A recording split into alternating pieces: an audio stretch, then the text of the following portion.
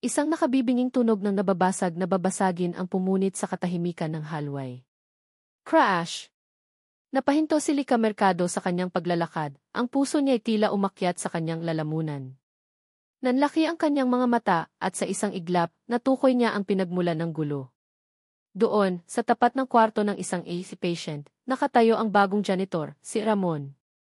Sa sahig, nagkalat ang milyon-milyong piraso ng pinong porselana, ang mga labi ng florerang personal na regalo sa kanya ni A. Sandoval. Hindi. Hindi ito pwedeng mangyari. Isang malamig na kaba ang gumapang sa kanyang dibdib na mabilis na napalitan ng umaapoy na galit. Ang florerang iyon. Ang nag-iisang florerang iyon ang bilin na bilin sa kanya ni Ma'am Helen, ang kanilang head nurse. Mercado, siguraduhin mong hindi magasgasan man lang yan, ang mariing bili nito kaninang umaga, ang mga mata ay matalim na nakatitig sa kanya. Galing yan kay Emrek Sandoval. Alam mo naman kung gaano kahalaga ang pamilya nila sa ospital na to. Isang maling galaw lang, trabaho mo ang nakataya. At ngayon, ang florera ay hindi lang nagasgasan. Ito ay durog. Pira-piraso. At ang may kasalanan ay ang lalaking nakatayo roon, hawak ang isang mop na tila hindi alam ang gagawin. Ano nang ginawa mo? Sigaw ni Lika, ang boses niya ay nanginginig sa pinaghalong takot at galit. Nagmartsa siya palapit, hindi na alintana ang ilang nurse at pasyenteng napapalingon sa kanila. Ang tanging nakikita niya ay ang durog na florera at ang mukha ng kapabayaan sa harap niya. Napatingin sa kanya ang janitor. Mukha itong nagulat, ngunit may kakaibang kalma sa mga mata nito na lalong nagpainit ng ulo ni Lika. Ma'am, pasensya na po. Hindi ko sinasadya, mahinang sabi nito at nagsimulang yumuko para pulutin ang mga bubog. Huwag mong hawakan yan, pigil niya. Lalo mo lang sisirain ang lahat. Alam mo ba kung ano iyang binasag mo? Alam mo ba kung magkano yan? Hindi sumagot ang lalaki, nakatingin lang ito sa mga pira-pirasong babasagin na parang sinusuri ang pinsala. Ang katahimikan nito ay parang gasolinang ibinuho sa nag-aalab na niyang galit.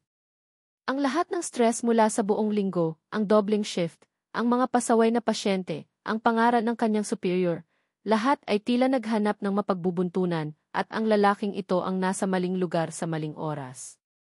Sumagot ka, giit ni Lika. Hindi yan basta-bastang florera lang na nabibili sa kung saan-saan. Regalo yan ng isang importanteng pasyente. Baka isang taon mong sahod yan bilang janitor ay hindi pa sapat para mabayaran yan. Sa wakas, nag-angat ito ng tingin. Nakita ni Lika ang bahagyang pagguhit ng sakit sa mga mata nito, ngunit mabilis din itong nawala. Muli ang kalmadong ekspresyon na iyon. Tumayo ito ng tuwid at hinarap siya. Naiintindihan ko po, ma'am, sabi nito sa isang boses na hindi nagbago ang tono. Pasensya na po talaga. Ako po ang bahala. Ikaw ang bahala? Paano? Paanong ikaw ang bahala?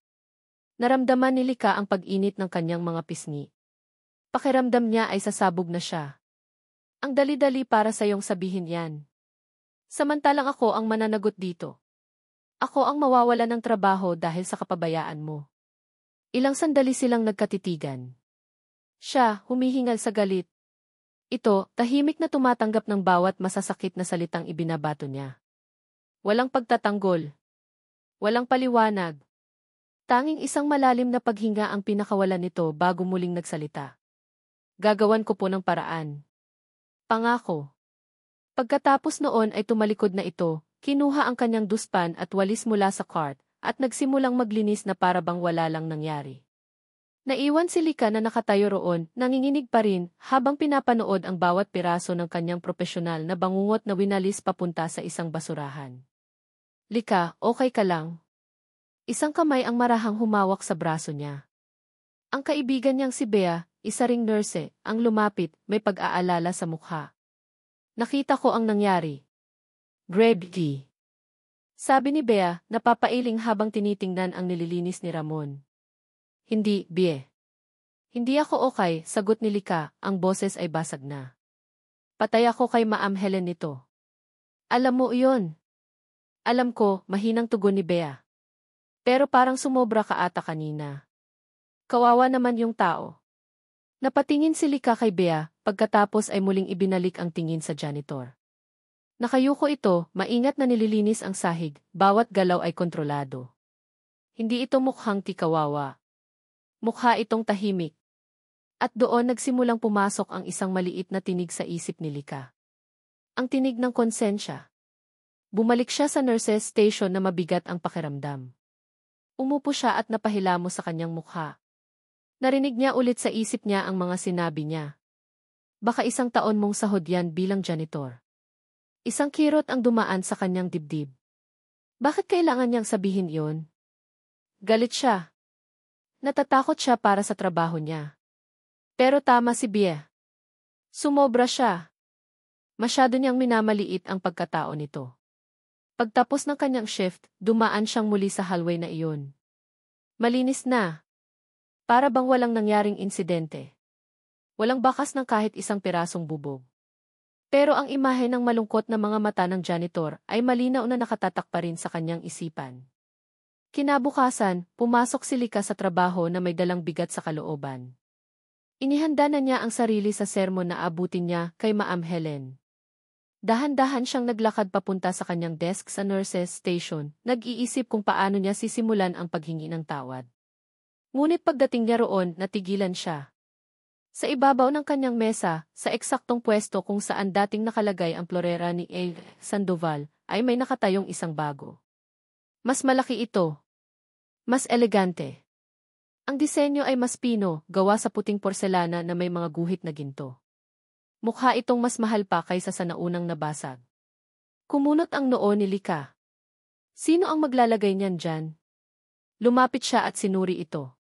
Nakasandal sa paanan ng florera ang isang maliit at nakatuping papel. Kinuha niya ito at binuklat. Sa loob, may 2 salitang nakasulat sa simpleng sulat kamay. Pasensya na. Walang pangalan. Walang kahit anong palatandaan kung kanino galing. Nanlamig ang buong katawan ni Lika. Impossible. Tinitigan niya ang florera, pagkatapos ay ang note. Pabalik-balik. Isang tanong ang umalingaw sa kanyang isipan, isang tanong na nagbigay sa kanya ng hindi maipaliwanag na kaba at pagtataka. Saan kukuha ng ganito kamahal na florera ang isang janitor? Ang sahig ng 8th Judas Medical Center ay parang isang malaking mapa sa paningin ni Ramon. Ang bawat gasgas, bawat mansa ay may kwento. Ngunit para sa kanya, ang mas mahalaga ay ang mga taong naglalakad dito, ang kanilang mga yapak, ang kanilang mga bulungan, ang kanilang mga lihim. Habang itinutulak niya ang kanyang janitorial cart sa tahimik na hallway ng umaga, ang kanyang mga mata ay hindi sa dumi ng sahig nakatuon, kundi sa salamin ng pinto ng isang opisina. Sa loob, nakikita niya ang anino ni E. Alvarez, isa sa mga resident surgeon na may kausap sa telepono. Siya na naman, isip ni Ramon habang pinupunasan ang isang salamin na malinis na naman talaga. Pangatlong beses na to ngayong linggo. Ang pagiging janitor ay ang perpektong pagbabalag kayo. Walang pumapansin sa'yo. Isa kang parte ng pader ng sahig ng hangin. Ngunit nakikita at naririnig mo ang lahat. At iyon mismo ang kanyang kailangan. Kailangan niyang malaman kung sino sa loob ng ospital na ito ang naglalabas ng impormasyon sa mga Montenegro. Ang pamilya ni Isabela. Naalala niya ang nabasag na florera. Sa totoo lang, hindi niya iyon aksidenteng nabasag. Kinailangan niyang kunin iyon. At tama nga ang hinala niya, may nakatagong maliit na listening device sa ilalim nito, isang sopistikadong gamit na siguradong hindi basta-basta. Ngunit ang hindi niya inaasahan ay ang tindi ng galit ni Nurse Lika. Baka 1 taon mong sahod yan bilang janitor. Umalingaw na naman sa isip niya ang mga salitang iyon. Kumirot ang isang bahagi ng kanyang puso.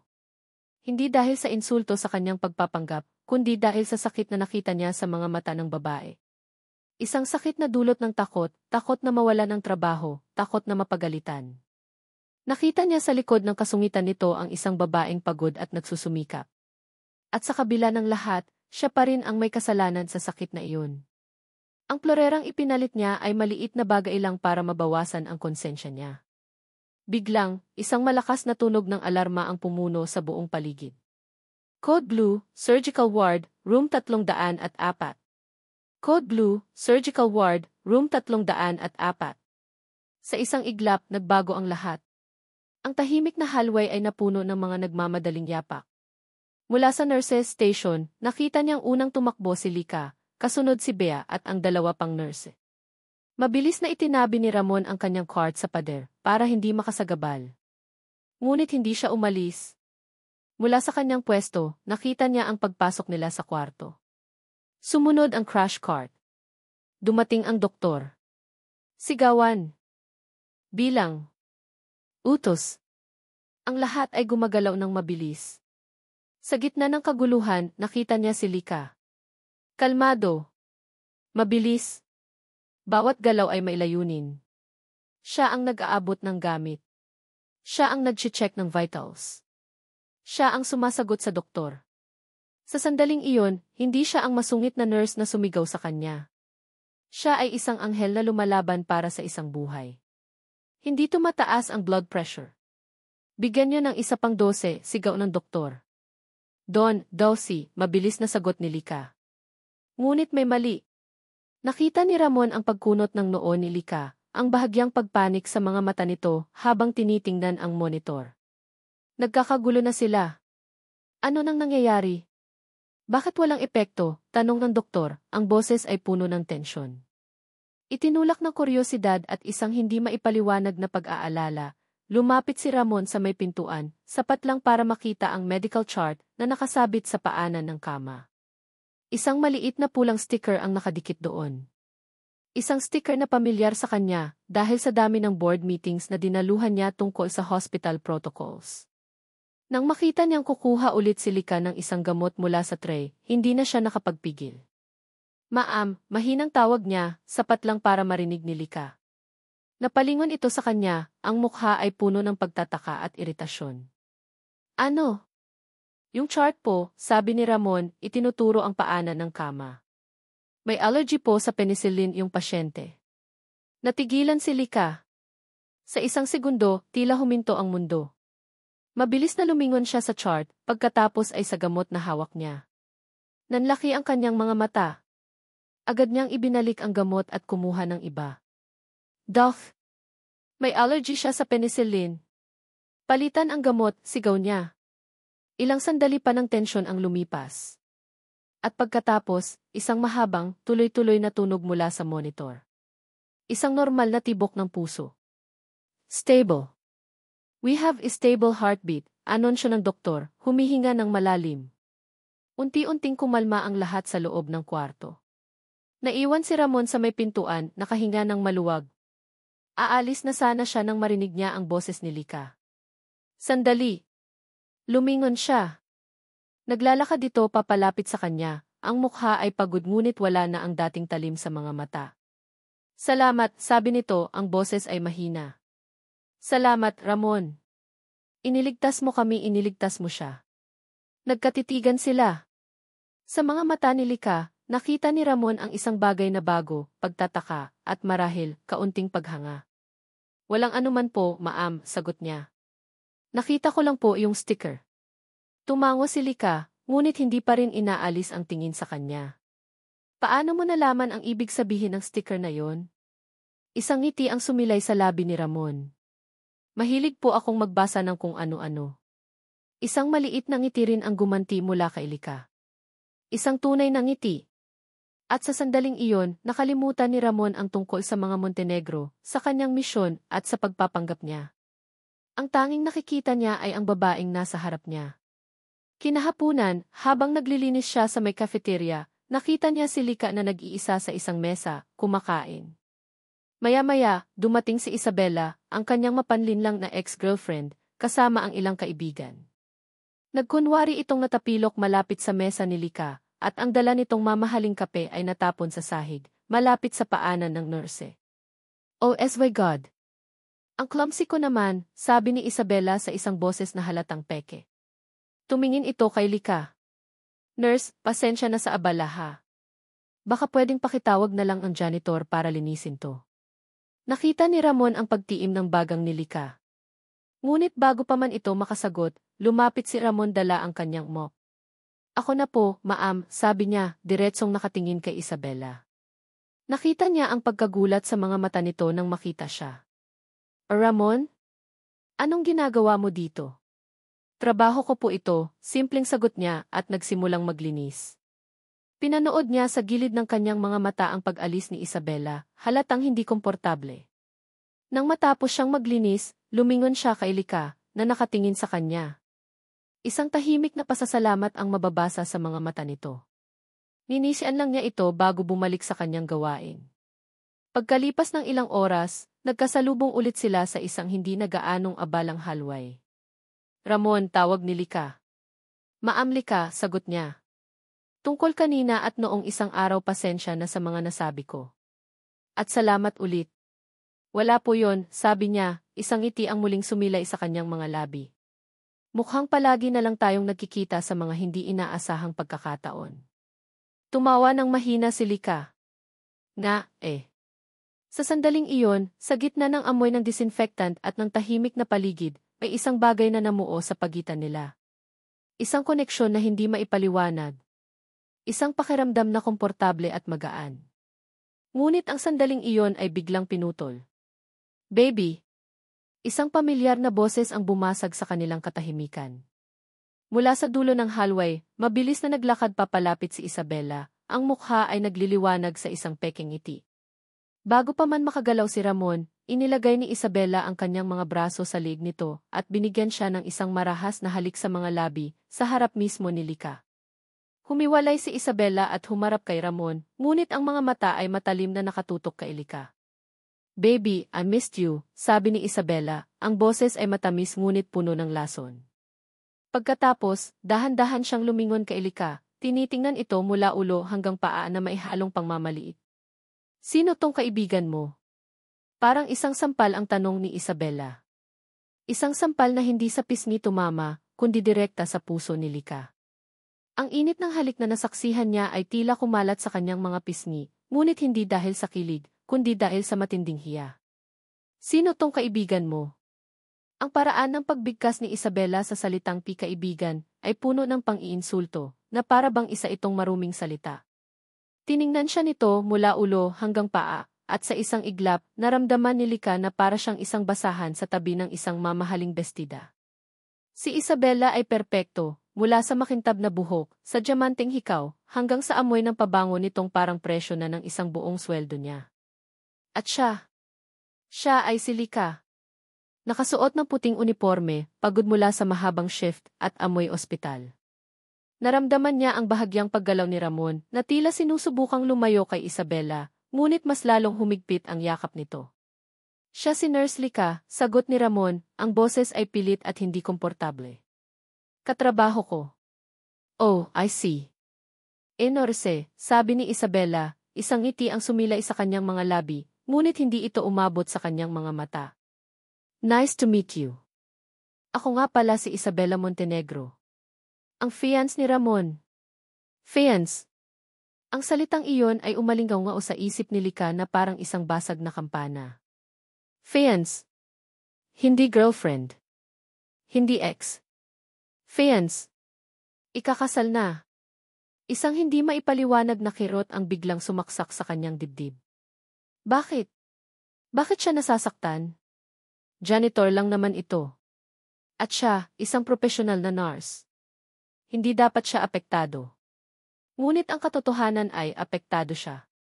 Dahil sa loob ng maikling panahon, sa likod ng mga simpleng pag-uusap at nagkasalubong na mga tingin, may kung anong nagsimulang mamuo sa loob niya. Isang paghanga na hindi niya inaasahan. Isang kuryosidad na hindi niya mapigilan. At ngayon, lahat ng iyon ay parang isang bulang biglang naglaho.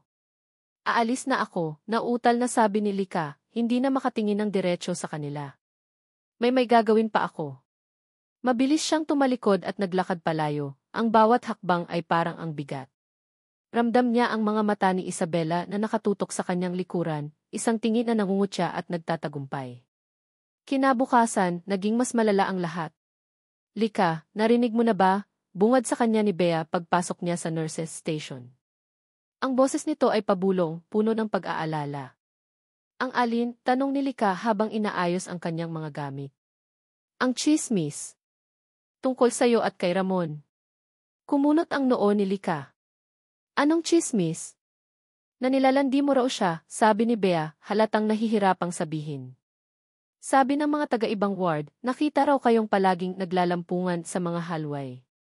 At alam mo na, dahil mayaman at maganda yung fiance niya, ikaw daw ang lumalabas na desperada at mang-aagaw. Parang binuhusan ng malamig na tubig si Lika. Saan nanggaling yan? Nagkibit balikat si Bea.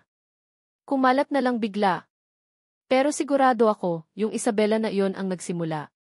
Hindi na kailangan pang kumpirmahin. Sa buong maghapon, naramdaman ni Lika ang mga mapanghusgang tingin. Ang mga bulungan sa tuwing siya'y dadaan. Ang mga ngisi ng ibang staff na dati pala kaibigan sa kanya.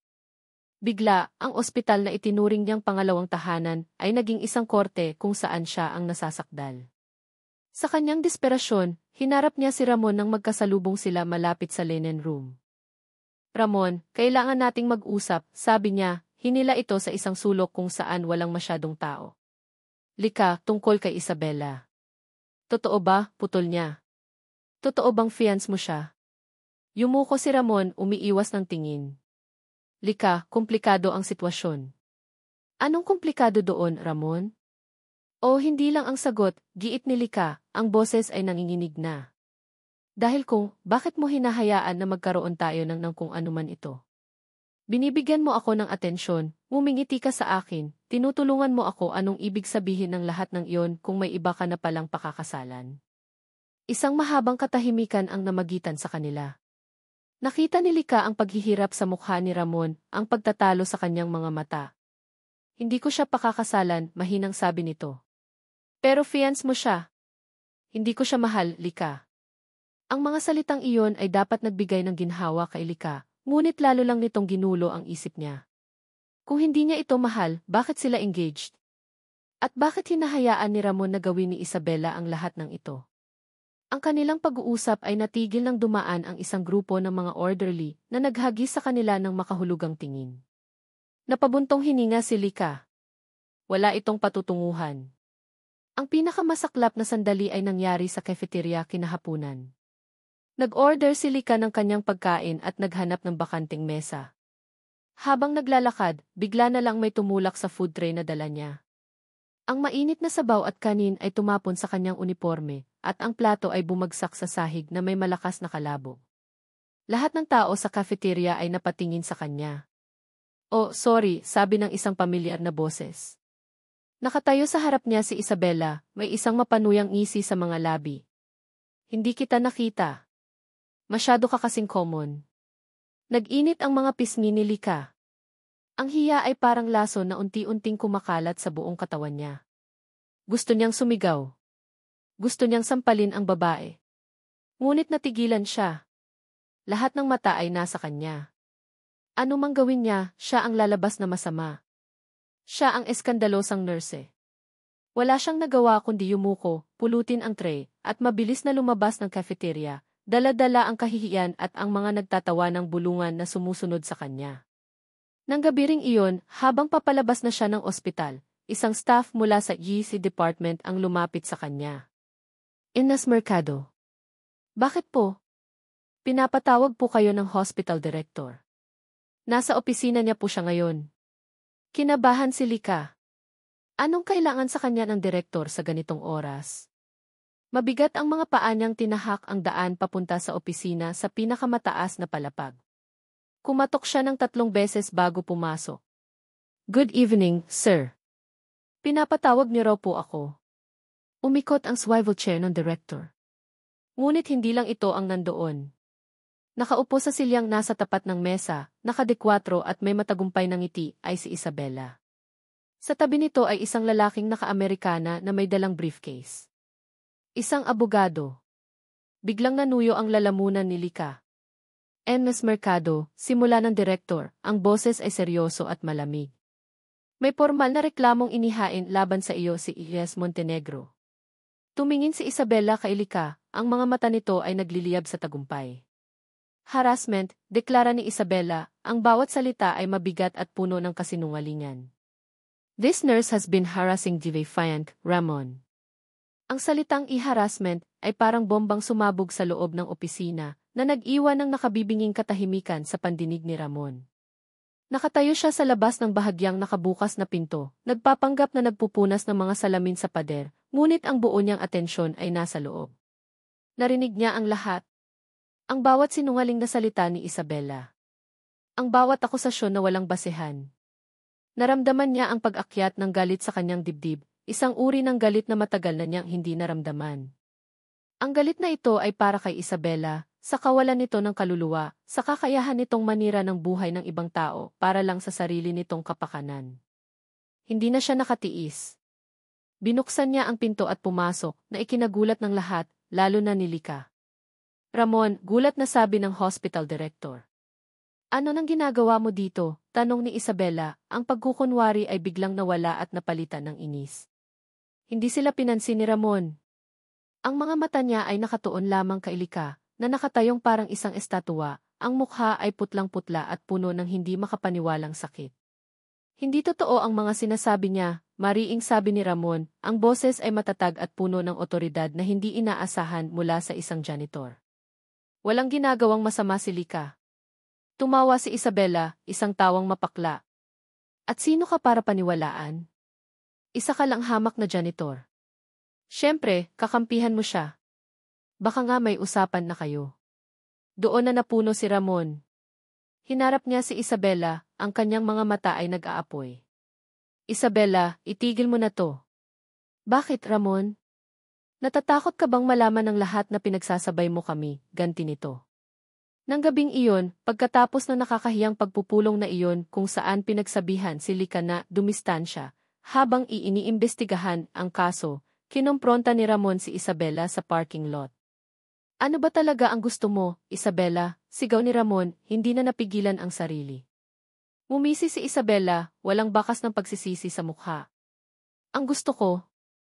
Simple lang. Ang gusto ko ay kung ano ang dapat na sa akin.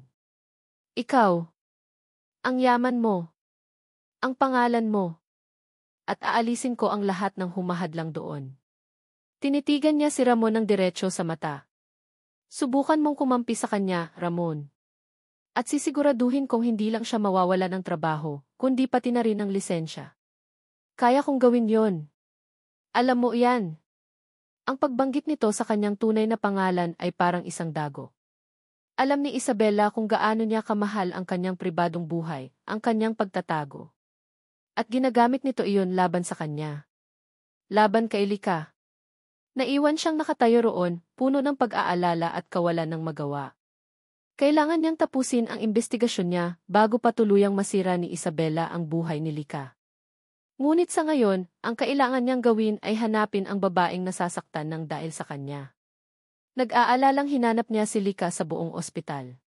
Hindi niya ito mahanap sa nurses station, o sa cafeteria, o sa locker room. Isang ideya ang pumasok sa kanyang isip. Ang garden sa likod ng ospital. Ang lugar na madalas puntahan ng mga staff para magpahinga o umiyak ng walang nakakakita. At nandoon nga siya. Nakaupo sa isang bench sa ilalim ng isang malaking puno ng akasya.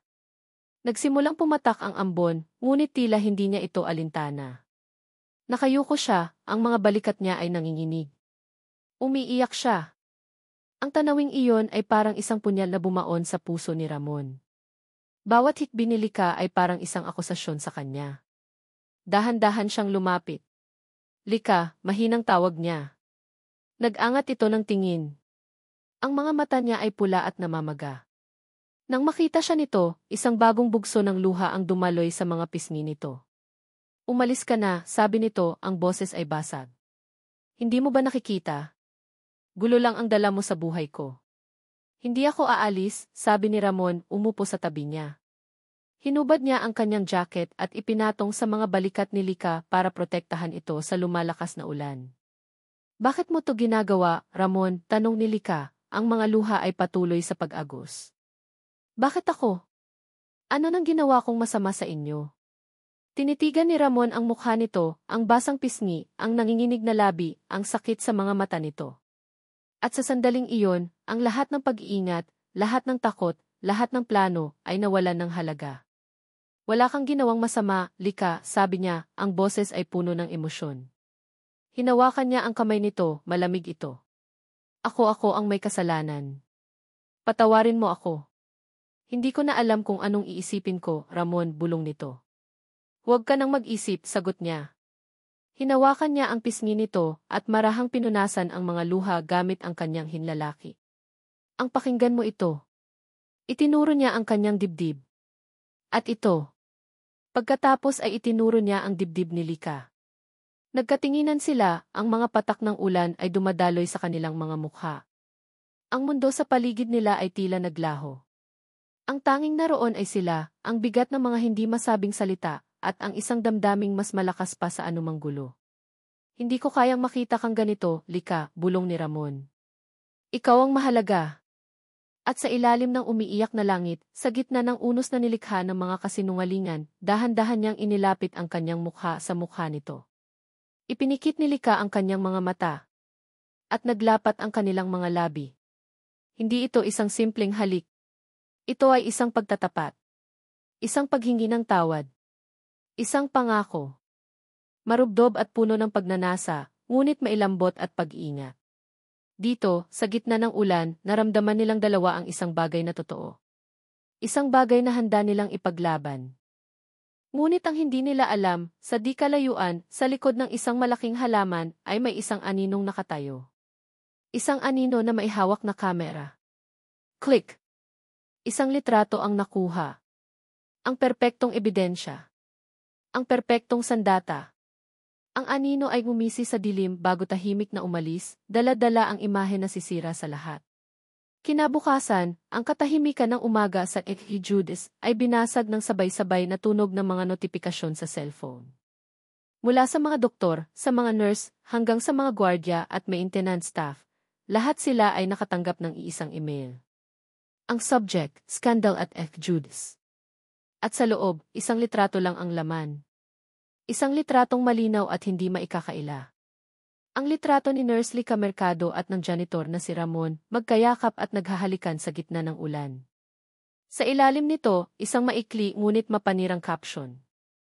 Unprofessional and immoral conduct of Nurse Lika Mercado with a low-level employee. Ang email ay parang isang mabangis na apoy na mabilis na kumalat sa buong ospital. Bago pa man makarating si Lika sa kanyang locker, nararamdaman na niya ang mga tingin. Hindi na ito mga tinging mapanghusga lang, ngayon, ang mga ito ay puno ng pandidiri at pagkondena. Ang mga bulungan ay naging hayagang pag-uusap. Ang litrato ay nasa bawat telepono, bawat computer screen. Pagpasok niya sa nurses station, biglang tumahimik ang lahat.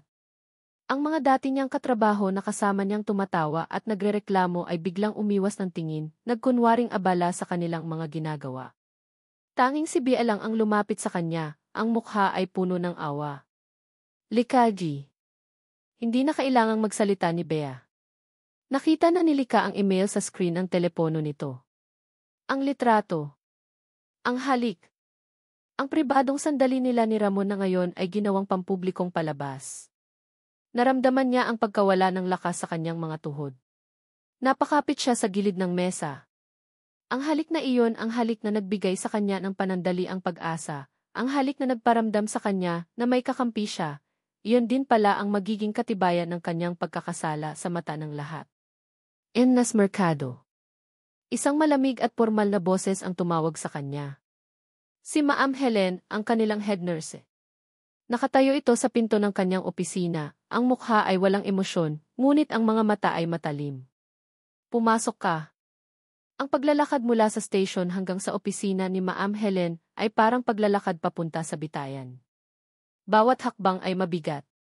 Bawat paghinga ay mababaw. Sa loob ng opisina, nandoon ang hospital director at isang kinatawan mula sa GT, hindi na siya pinaupo. Ms. Mercado, simula ng direktor, dahil sa insidente na kumakalat ngayon na nagdudulot ng matinding kahihiyan sa reputasyon ng Judas Medical Center, ang management ay nagdesisyon na ilagay ka sa isang indefinite suspension. Effective immediately. Suspension. Ang salita ay tumama sa kanya na parang isang malakas na suntok sa sikmura. Ang pinaghirapan niya sa loob ng maraming taon, ang kanyang pangarap, ang kanyang karera, ang kanyang reputasyon, ay gumuho sa isang iglap dahil sa isang litrato. Pero sir, wala po kaming ginagawang masama. Ang litrato ay nagsasabi ng ibang kwento, Dinas Mercado, putol ng direktor. Habang iniimbestigahan namin ang immoral conduct na ito, hindi ka maaaring pumasok sa lugar ng ospital. Iwanan mo ang iyong gi at lahat ng gamit ng ospital bago ka umalis. Walang pagtatalo. Walang apela. Isa itong hatol. Lumabas si Lika sa opisina na parang isang kaluluwang nawawala sa sarili. Dinala siya ni Bea sa locker room. Doon, sa wakas, bumuhos ang mga luhang kanina pa niya pinipigilan. Umiyak siya ng umiyak, sa galit, sa hiya, sa kawalan ng katarungan. Sino nang gumawa nito, Lika? Tanong ni Bea, hinahagod ang kanyang likod. Sino pa ba? Sagot ni Lika sa pagitan ng mga hikbi. Si Isabella. Ginawa niya ang sinabi niya. Sinira niya ako. Pagkatapos niyang mag-ayos, lumabas siya ng ospital, dala ang isang maliit na kahon na naglalaman ng kanyang mga personal na gamit. Ang mga pangarap niya ay hindi nakasya sa kahon na iyon. Habang naglalakad siya sa lobby, nakita niya si Ramon, naghihintay sa kanya, ang mukha ay puno ng pag-aalala at pagsisisi. Nang makita niya ito, ang lahat ng sakit at pighati ay naging purong galit. Siya ang dahilan. Ang komplikadong buhay niya. Ang demonita niyang fiance. Kung hindi lang ito pumasok sa buhay niya, hindi sana mangyayari ang lahat ng ito. Lika, mag-usap tayo, sabi ni Ramon, sinusubukang hawakan ang kanyang braso. Huwag mo kong hawakan, sigaw ni Lika, iniiwas ang kanyang braso na para bang ito'y apoy. Anong pag-uusapan natin, ha? Nasuspendido ako. Nawasak na ang reputasyon ko. Na ang buong mundo ay iniisip na isa akong malanding nurse na nakikipaghalikan sa isang janitor sa oras ng trabaho. Lika, hindi ko ginusto to, pakinggan mo muna ako. Pakinggan ka, tumawa si Lika, isang tawang walang kagalakan. Nakinig ako sa'yo, Ramon. Naniwala ako sa'yo. At anong nangyari? Ito. Ito ang nangyari. Itinuro niya ang kanyang sarili, ang kanyang uniforme na huli na niyang isusuot sa mahabang panahon. Ang sabi mo, ako ang mahalaga. Sinungaling. Kung mahalaga ako, bakit mo ako hinayaang mapunta sa sitwasyong ito? Kung mahalaga ako, bakit hindi mo ako kayang protektahan mula sa babaeng yon? Hindi mo naiintindihan. Ang hindi ko maintindihan ay kung bakit ako naging tanga. Bakit ako nagpadala sa'yo? Sa mga ngiti mo. Sa mga salita mo. Lumapit si Lika, ang mga mata ay nagbabaga sa galit at luha. Sana hindi na lang kita nakilala. Sana nabasag mo na lang ang lahat ng florera sa mundo, pero sana hindi mo na lang ako kinausap. Sana nanatili ka na lang na isang estranghero. Bawat salita ay parang isang patalim na tumatago sa puso ni Ramon. Nakikita ni Lika ang sakit sa mga mata nito, ngunit wala na siyang pakialam. Gusto niyang masaktan din ito. Gusto niyang maramdaman ito kahit katiting lang ng sakit na nararamdaman niya. Umalis ka na sa buhay ko, sabi niya, ang boses ay malamig at pinal. Ikaw at ang magulo mong mundo. Lubayan niyo na ako. Tumalikod si Lika at nagsimulang maglakad palayo, hindi na lumingon pa. Narinig niyang tinawag ni Ramon ang pangalan niya, ngunit hindi siya huminto. Pagdating niya sa kanyang maliit na apartment, ibinagsak niya ang kahon sa sahig. Tumingin siya sa paligid. Ang lugar na ito, na dati kanyang kanlungan, ay parang isang kulungan gayon. Napaupo siya sa sahig, niyakap ang kanyang mga tuhod, at doon, sa katahimikan ng kanyang pag-iisa, naramdaman niya ang tunay na kahulugan ng pagkawala. Nawala sa kanya ang lahat, ang kanyang trabaho, ang kanyang dignidad, at ang lalaking, sa ayaw man niyang aminin, ay sinimulan na niyang mahalin. Lumipas ang mga araw na parang isang mahabang bangungot. Hindi siya lumalabas ng apartment. Hindi niya sinasagot ang mga tawag ni Bea. Naramdaman niyang nasa pinakamababang punto na siya ng kanyang buhay. Wala nang mas isasama pa rito. Ngunit nagkamali siya. Isang hapon, may kumatok sa kanyang pinto. Nag-aalangan man, binuksan niya ito. Isang lalaking nakapormal na damit ang nasa labas, may hawak na isang malaking brown na sobre. Lika Mercado, tanong ng lalaki. Tumango siya. Iniabot nito ang sobre. Para po sa inyo. Kinuha ni Lika ang sobre. Mabigat ito. Puno ng mga dokumento. Nang buksan niya ito, isang salita sa pinakaunang pahina ang bumaon sa kanyang kamalayan. Subuena. Binasa niya ang mga sumunod na linya, ang mga mata niya ay nanlalaki sa bawat salita. Ito ay isang demanda. Isang kaso mula sa pamilya Montenegro at ang mga akusasyon. Extortion. Attempted seduction. Moral damages. Hinihingan siya ng danyos. Hindi lang libo, kundi 10 milyong piso. Nabitiwan ni Lika ang mga papel. Nagkalat ang mga ito sa sahig. Napahawak siya sa pader para suportahan ang sarili. Ito na. Ito na ang katapusan. Hindi lang siya sinira.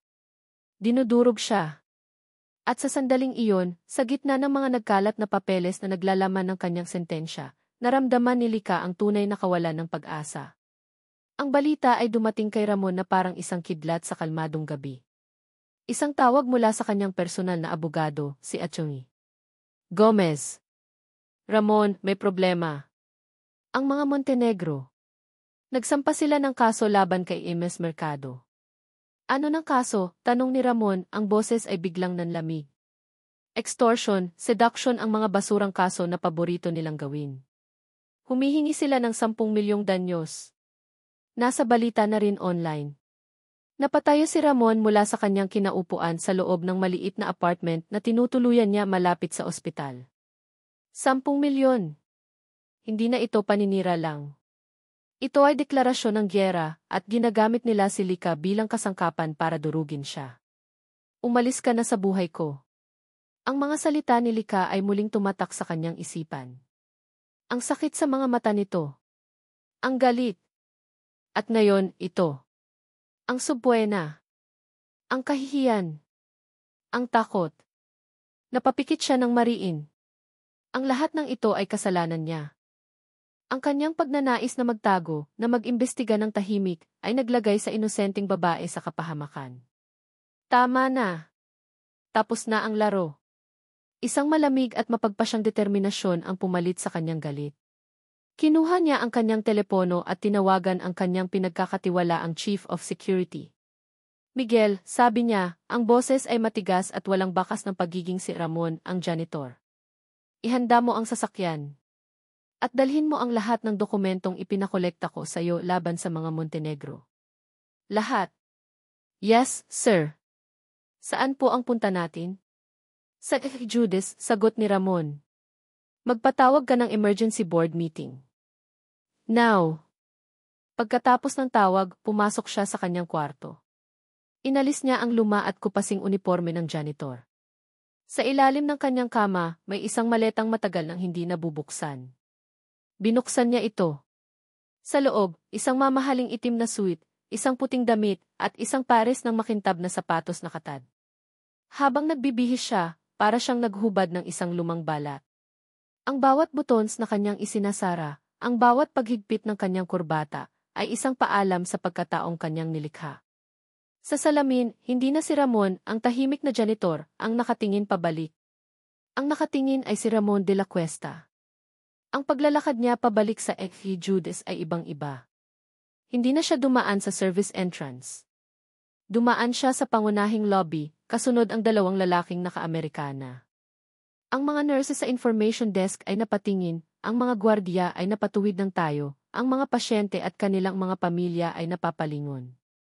May mga bumubulong. Sino yan? Ang gwapo. Parang pamilyar, teka, hindi ba't yan yung he? Nakita niya ang pagkalito at pagkagulat sa mukha ng mga taong nakakakilala sa kanya bilang si Ramon. Linisyan niya lang sila ng isang tipid ng ngiti bago nagpatuloy sa paglalakad papunta sa elevator na para lamang sa mga executive. Ang boardroom ay nasa pinakamataas na palapag. Pagbukas ng pinto ng elevator, nandoon na ang hospital director, si Ihitan, at ang abogado ni Isabela, si Atty. Sandoval. Halatang nagulat sila sa emergency meeting. Sino ka? Anong ginagawa mo dito?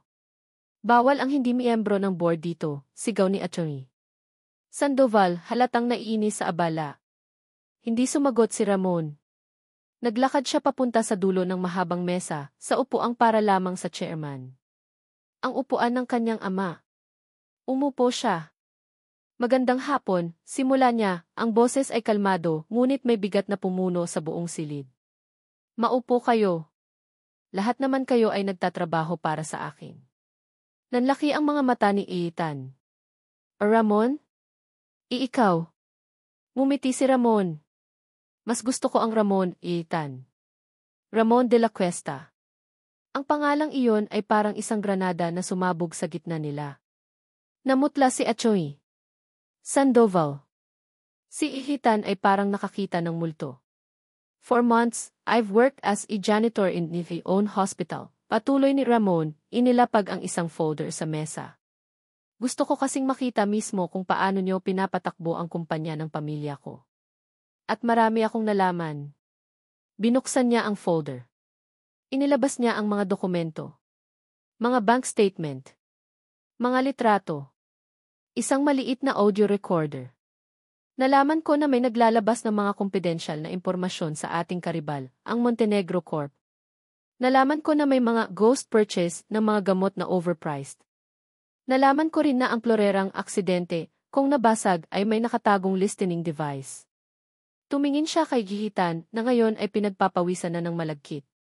At lahat ng ito ay may basbas mo, hindi ba, Gihitan? Kapalit ng isang malaking posisyon sa kumpanya ng mga Montenegro kapag bumagsak na ang Afi Judas. Pagkatapos ay ibinaling niya ang tingin kay Attorney Sandoval. At tungkol naman sa kliyente mo, sabi niya, ang boses ay lalong nanlamig. Ang kanyang walang basehan at malisyosong kaso laban sa isa sa mga empleyado ko, isa sa mga pinakamahusay kong nurse, sa katunayan. Itinayo niya ang isang litrato ni Lika sa mesa. Si Nurse Lika Mercado ay isang inosenteng biktima sa desperadong mga laro ng pamilya ninyo. Ang demanda ay isang paninira, isang paraan para pilitin akong pakasalan ang anak ng amo mo. This is outrageous. Wala kaming kinalaman dyan, pagtatanggol ni Attorney Sandoval. Pinindot ni Ramon ang play sa audio recorder. Isang boses ang umalinggaw sa silid. Ang boses ni Isabela. Subukan mong kumampi sa kanya, Ramon. At sisiguraduhin kong hindi lang siya mawawala ng trabaho, kundi pati na rin ang lisensya. Natahimik ang lahat. Tumayo si Ramon. Lahat ng kaso laban kay MS Mercado ay dapat bawiin sa loob ng 1 oras. Maglalabas ang ospital ng isang pampublikong paghingi ng tawad sa kanya. Ang kanyang suspensyon ay tinatanggal na, at lahat ng benepisyong hindi niya nakuha ay ibabalik sa kanya, with interest. Naiintindihan ba? Walang nangahas na sumagot. Ethan, consider this your resignation, sabi ni Ramon bago tumalikod. Attorney Sandoval, sabihin mo sa mga Montenegro na magkita na lang kami sa korte. At this time, ako naman ang magdedemanda. Naglakad siya palabas ng boardroom, iniwan ang gulat at takot sa loob. Ngunit hindi pa siya tapos. May isa pa siyang kailangang puntahan. Ang pinakamahalaga sa lahat. Nagmaneho siya papunta sa address ni Lika. Bawat metro na kanyang tinatakbo, mas lalong bumibigat ang kanyang dibdib. Ang paglalantad ng kanyang pagkatao ay madali lang. Ang harapin ang galit at pagkasuklam ng mga kaaway niya ay madali lang. Pero ang harapin si Lika, ang harapin ang babaeng nasaktan niya ng husto. Iyon ang pinakamahirap sa lahat. Huminto ang sasakyan sa tapat ng isang lumang apartment building. Bumaba siya. Umakyat siya sa hagdanan, ang bawat baitang ay parang isang pag-amin sa kanyang mga pagkakamali. Nakatayo na siya ngayon sa tapat ng pinto ng apartment nito. Huminga siya ng malalim. Itinaas niya ang kanyang kamay at kumatok. 1 beses. 2 beses. Ilang sandali ng katahimikan. At pagkatapos, narinig niya ang mga yabag. Dahan-dahang bumukas ang pinto. Nandoon si Lika. Ang buhok niya ay magulo. Ang mga mata niya ay namamaga pa rin sa pag-iyak. Nakasuot lang ito ng lumang t-shirt at shorts. Mukha siyang pagod, wasak at talunan. At pagkatapos, nag-angat ito ng tingin. Nakita niya siya. Nakita niya ang lalaking kilala niyang si Ramon, ngayon ay nakatayo sa harap niya, suot ang isang mamahaling suit, ang buhok ay maayos na nakasandal, at ang tindig ay puno ng kapangyarihan na hindi niya kailanman nakita. Nanlaki ang mga mata ni Lika. Ang galit at pighati sa kanyang mukha ay biglang napalitan ng isang bagay na mas malalim, purong pagkabigla at hindi makapaniwalang pagtataka. Ang kanyang bibig ay bahagyang bumuka, ngunit walang salitang lumabas. Para siyang nakakita sa isang taong hindi niya lubos akalain na iiral. Ang katahimikan sa pagitan nila ay mabigat, puno ng mga tanong na hindi masabi at mga emosyong hindi maipaliwanag. Si Lika ay nakatayo lang doon, nakatitig sa lalaking nasa harap niya, sinusubukang iproseso ang lahat. Ang janitor na kinaiinisan niya, ang lalaking nagligtas sa pasyente niya, ang lalaking humalik sa kanya sa gitna ng ulan, at ang lalaking sinisi niya sa lahat ng kanyang kamalasan, ay iisa lang palang tao. At ang taong iyon ay nakatayo ngayon sa kanyang pintuan, mukhang isang bilyonaryo mula sa isang pelikula. Lika, sa wakas ay sabi ni Ramon, ang boses niya ay mahina at puno ng pagsusumamo. Maaari ba akong pumasok? Tila doon lang natauhan si Lika. Umatras siya ng isang hakbang, binibigyan ito ng espasyo para makapasok.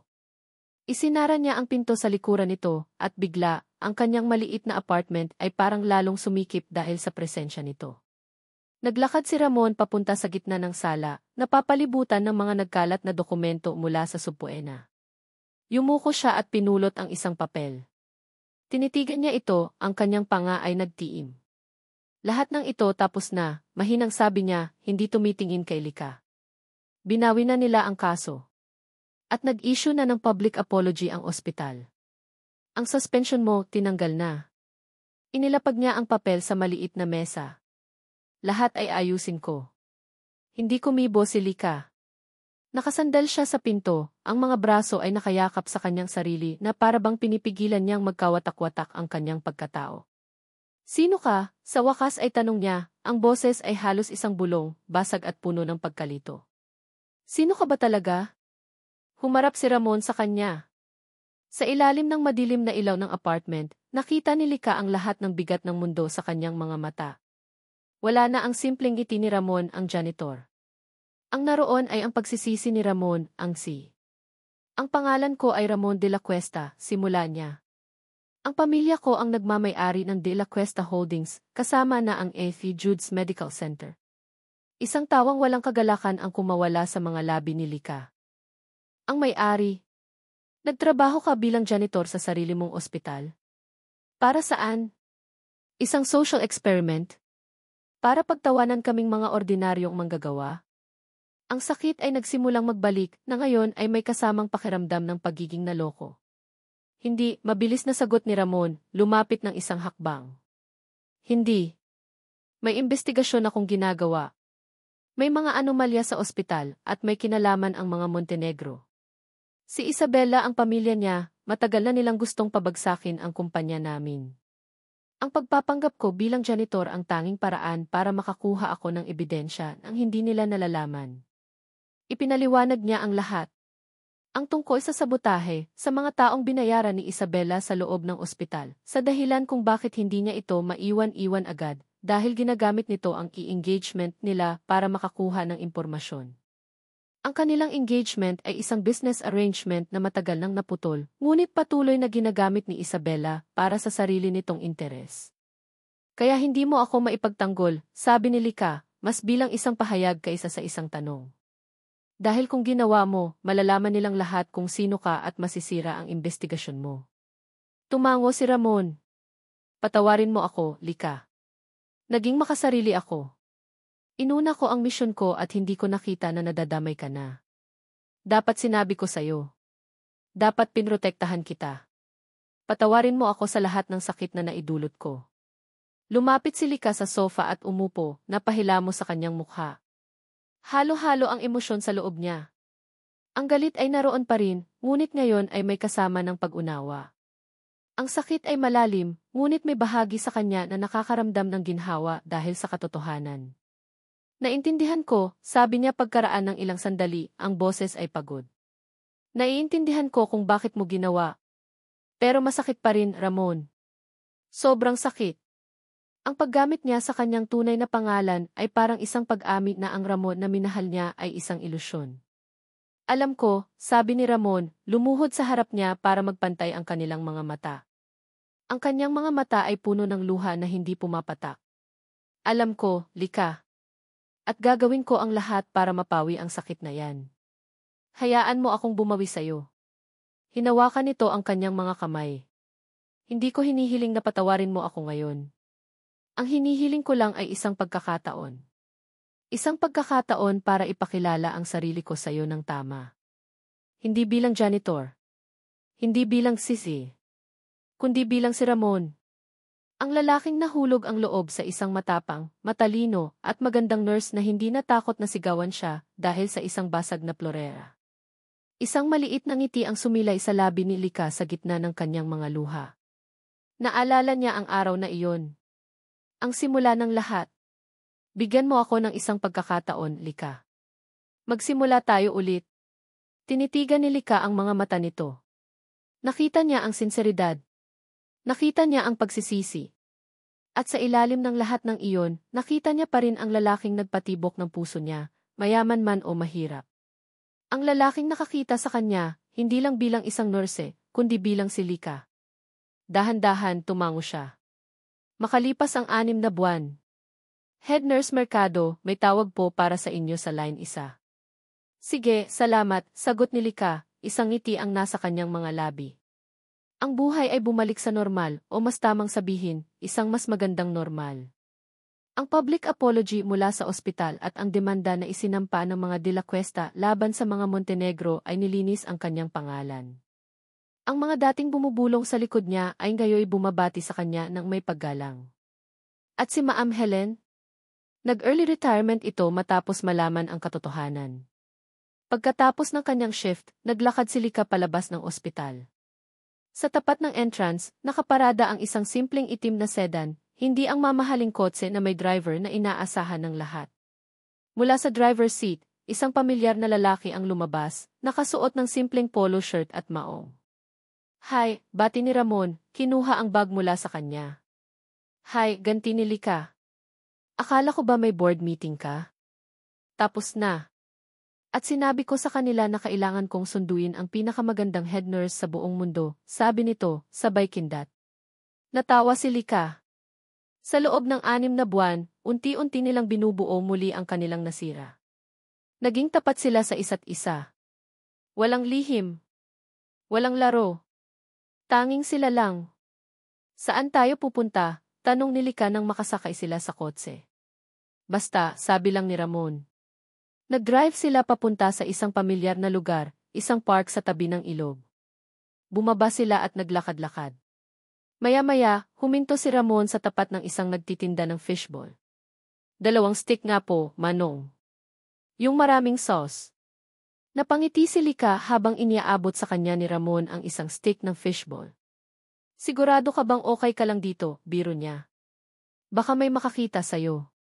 Ang isisi ng De La Cuesta Holdings, kumakain ng fishball sa tabi ng kalsada. Ngumiti si Ramon, isang ngiting puno ng kaligayahan. Kumuha siya ng isang piraso ng fishball mula sa stick nito at isinubo. Alam mo, na-realize ko, sabi niya habang umunguya. Janitor man o hindi mahalaga ang titulo. Ang mahalaga ay kung sino ang kasama mo. Tumingin ito kay Lika, ang mga mata ay nagniningning sa ilalim ng papalubog na araw. At sa tabi mo, Lika, dito ako pinakamasaya. Hindi na napigilan ni Lika ang ngiti sa kanyang mga labi. Ang puso niya ay puno. Sa wakas, nahanap niya ang isang pag-ibig na hindi tumitingin sa uniforme, sa yaman, o sa katayuan sa buhay. Isang pag-ibig na nakikita ang tunay na halaga ng kanyang puso. Inilapit ni Ramon ang kanyang mukha at hinalikan siya. Isang halik na hindi marubdob o desperado, kundi isang halik na malambot, panatag, at puno ng pangako ng isang bagong simula. Ang kanilang pag-ibig, na nagsimula sa isang basag na plorera, ay ngayon, sa wakas, buo na. At dito po nagtatapos ang kwento ni Lika at Ramon. Mula sa kaibuturan ng aming mga puso, maraming salamat sa inyong walang sawang pagsubaybay at paglalakbay kasama ang bawat kabanata ng kanilang buhay. Habang isinusulat namin ang kanilang kwento, kasama ninyo kaming kinilig, nasaktan, nagalit at umasa. Bawat emosyon na inyong naramdaman ay siya ring tibok ng pusong nagbigay buhay sa bawat salita. Ang kwentong ito ay isang munting paalala na ang tunay na pag-ibig ay hindi kailanman nasusukat sa yaman, sa posisyon, o sa tatak ng suot na damit. Ito ay natatagpuan sa kadalisayan ng puso, sa tapang na ipaglaban ang tama, at higit sa lahat, sa kakayahang magpatawad at magbigay ng pangalawang pagkakataon. Sana ay napulutan ninyo ng inspirasyon na sa kabila ng pinakamadilim na pagsubok, laging mailiwanag ng pag-asa at pagkakataon para sa isang bagong simula. Ngayon, kami naman ang sabik na makinig sa inyo. Ano po ang paborito ninyong eksena? Anong aral ang pinakapumatak sa inyong puso? Huwag po kayong mag-atubiling iwanan ang inyong mga saloobin sa comment section sa ibaba. Ang bawat komento ninyo ay mahalaga at nagsisilbing inspirasyon sa aming patuloy na paglikha ng mga kwentong tatatak sa inyong mga puso.